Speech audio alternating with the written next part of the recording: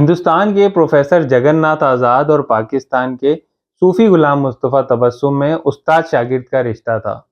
جگن ناتھ شاگرد اور صوفی صاحب استاد تھے۔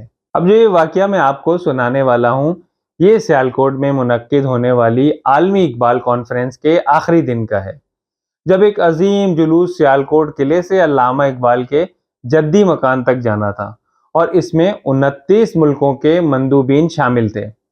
منتظمین نے جلوس کی قیادت کا قرعہ جگن ناتھ آزاد کے نام نکالا، لیکن آزاد صاحب نے قیادت کرنے سے انکار کر دیا، کیونکہ ان کا یہ کہنا تھا کہ اس جلوس میں ان کے دو عظیم اساتذہ صوفی غلام مصطفیٰ تبسم اور ڈاکٹر سید عبداللہ شریک ہیں۔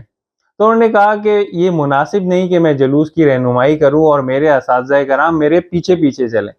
مگر جب صوفی صاحب کو اس بات کا علم ہوا تو وہ خود آزاد صاحب کے پاس آئے اور فرمایا، جگن ناتھ، اس سے بڑھ کر ہم لوگوں کے لیے خوشی کی اور کیا بات ہو سکتی ہے کہ ہمارا ایک شاگرد دنیا کے 29 ملکوں کے مندوبین کے جلوس کی قیادت کر رہا ہے۔ یہ ہمارے لیے فخر کا باعث ہے۔ اٹھو اور جلوس کی رہنمائی کرو۔ استاد کا حکم ملنے کے بعد جگن ناتھ آزاد نے جلوس کی قیادت کی۔ دوستو، یہ تھا وہ سنہرا دور جب شاگرد کی کامیابی پر استاد کا سر فخر سے بلند ہو جاتا تھا، اور شاگرد بھی استاد کے ادب میں کسی قسم کی کوئی کمی کوتاہی نہیں کرتے تھے۔